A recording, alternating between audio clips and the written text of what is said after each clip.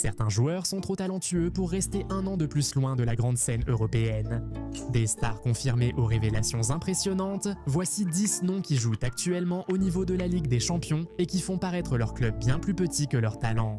Numéro 10, Nico Williams. Il a déjà l'allure d'un joueur de Ligue des Champions, même quand il n'est pas à son meilleur. Cette saison, il a disputé 26 matchs, marqué 4 buts et délivré 6 passes décisives pour l'Athletic Club. Les blessures l'ont parfois freiné, mais sa menace reste évidente. Il demeure l'ailier, pouvant faire naître la panique sur une simple attaque. S'il semble au-dessus de son niveau actuel, c'est grâce à sa façon de jouer dans les grands moments. Avec l'Espagne, il compte déjà 30 sélections et 6 buts. Il a également marqué lors de la finale de l'Euro 2024 contre l'Angleterre et a été nommé homme du match. Ça compte. Certains joueurs brillent en championnat. Nico a déjà prouvé qu'il pouvait le faire sous pression, avec de la vitesse et tout un pays qui le regarde. C'est pour ça qu'il mérite d'être tout en haut de cette liste. Numéro 9, Sandro Tonali. Celui-ci est un peu différent. Tonali n'est pas seulement assez bon pour la Ligue des Champions, il semble déjà fait pour cette compétition. Ce n'est pas un joueur qui ne brille que par ses actions spectaculaires. Il contrôle les matchs, récupère les deuxièmes ballons, maintient le rythme et apaise les rencontres difficiles. En regardant l'Italie, l'argument est encore plus fort. Il ne se contente pas de rester en retrait et de faire des passes latérales. Donc, même si Newcastle manque la Ligue des Champions la saison prochaine, Tonali devrait toujours être considéré comme un joueur qui a sa place à ce niveau. Il ne se contente pas d'être au niveau, il l'élève. Numéro 8, Jarrod Bowen. Ensuite, il y a Jarrod Bowen qui a de nouveau porté une vraie responsabilité. Pour West Ham cette saison, il compte 33 matchs, 10 buts et 7 passes décisives, dont 8 buts et 6 passes décisives en Premier League. Bowen a dû être décisif dans une équipe qui ne lui a pas vraiment facilité la tâche et il continue malgré tout à trouver le moyen de faire mal aux adversaires. Il peut jouer sur les côtés, rentrer à l'intérieur, attaquer le second poteau ou jouer en pointe quand c'est nécessaire. Cette polyvalence est précieuse pour les grands clubs. Sur le plan international, il n'est plus seulement un joueur de second plan. Bowen compte 20 sélections avec l'Angleterre et a participé à la victoire 3-0 contre le pays de Galles en octobre.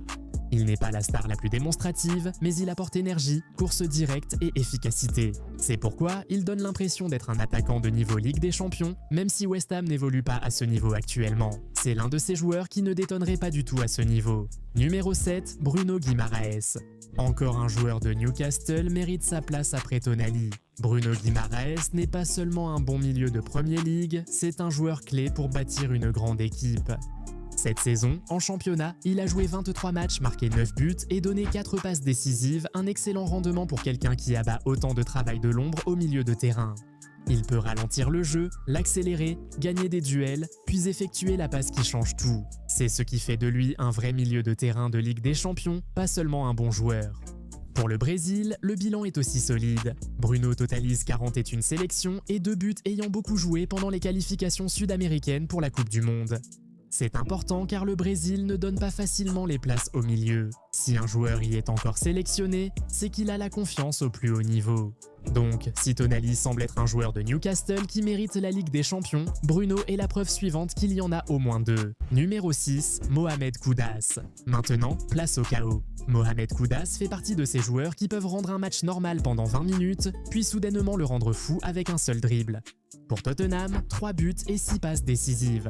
Ces chiffres sont justes, mais ne traduisent pas toute la menace. Kudus fait peur car il porte le ballon sous pression, élimine des adversaires dans peu d'espace et crée la panique même quand son équipe ne va pas bien.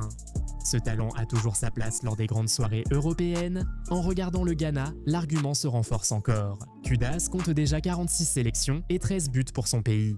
Lors des qualifications africaines pour la Coupe du Monde, il a inscrit 3 buts et délivré 2 passes décisives.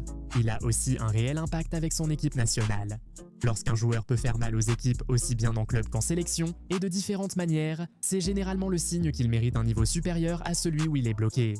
Numéro 5, Vedat Muriqi. Il a été énorme pour Majorque. En Liga cette saison, il a disputé 29 matchs, marqué 19 buts et délivré 1 passe décisive et il est près du sommet du classement des buteurs. Ce n'est pas normal pour un attaquant de Majorque. Les grands clubs préfèrent souvent des joueurs plus jeunes ou plus flashy, mais ce sont les buts qui comptent et Muriqi continue d'en marquer. Il fait cauchemarder les défenseurs par sa puissance, sa tête, son jeu direct et sa capacité à récupérer les deuxièmes ballons. Il pose constamment problème et son bilan en sélection est encore plus impressionnant. Muriqi compte 67 sélections et 32 buts avec le Kosovo, ce qui fait de lui le meilleur buteur du pays. Cela montre son importance. Il n'est pas seulement un finisseur en club, c'est l'homme vers qui son pays se tourne quand il a besoin d'un but. Même s'il n'est pas le nom le plus prestigieux de cette liste, il mérite une chance de jouer la Ligue des Champions la saison prochaine. Les joueurs avec ce rendement ne devraient pas rester longtemps hors du plus haut niveau. Numéro 4, Xavi Simons. Celui-ci concerne davantage le niveau que les chiffres bruts.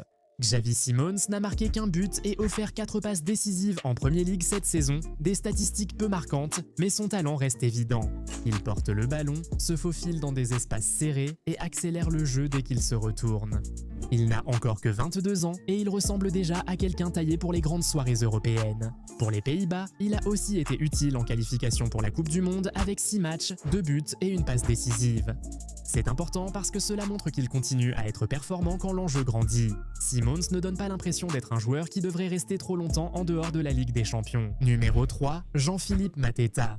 Ensuite, il y a Mateta qui continue d'exceller dans le plus dur au football. Il marque.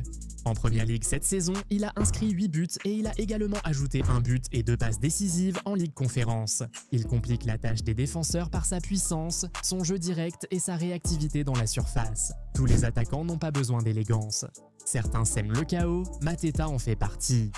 Il s'est imposé en équipe de France, a marqué dès sa première titularisation et a gardé sa place. Ce n'est donc pas qu'une bonne série en club. Il a aussi commencé à transposer cette forme sur la scène internationale. Numéro 2, Domenico Berardi. N'oubliez pas Berardi, il n'est peut-être plus le nom à la mode, mais il reste l'un des ailiers les plus intelligents dans ce genre de classement. Pour Sassuolo en Serie A, il a marqué 7 buts et délivré 5 passes décisives cette saison avec une solide note de 7,28 sur FotMob. Cela prouve qu'il fait la différence, même dans une équipe loin du niveau d'élite. Berardi est intelligent, gaucher, calme dans le dernier tiers du terrain et excelle à transformer la moindre erreur en but. Sur la scène internationale, ce n'est pas non plus un simple choix de club au hasard. Il a remporté l'Euro 2020 avec l'Italie et compte 28 sélections et 8 buts avec l'équipe nationale. Donc, même s'il est plus âgé que certains noms ici, il semble toujours assez bon pour jouer en Ligue des Champions. Numéro 1, Moïse Kean. Enfin, Moïse Kean mérite aussi une place ici. Il n'est peut-être pas très en vue actuellement, mais il reste un attaquant digne d'une grande scène. Pour la Fiorentina en Serie A cette saison, il a marqué 8 buts et offert une passe décisive. Il apporte vitesse, puissance et course directe. Il peut étirer la défense, attaquer les centres et transformer un long ballon en occasion. C'est parfois exactement ce qu'il faut aux équipes de Ligue des Champions. Et pour l'Italie, sa candidature se renforce. Lors des éliminatoires européens de la Coupe du Monde, Kean a joué 5 matchs et marqué 6 buts. C'est une performance d'élite, quel que soit le joueur. Il semble toujours être un joueur qui devrait entendre l'hymne de la Ligue des Champions la saison prochaine. Igor Thiago est peut-être même celui qui mérite le plus d'y jouer cette saison. Cet homme peut encore qualifier son équipe cette saison. Selon vous, qui mérite le plus de jouer en Ligue des Champions l'an prochain et qui a été injustement écarté de cette liste? Likez, abonnez-vous et regardez la prochaine vidéo pour plus d'histoires de football. À bientôt.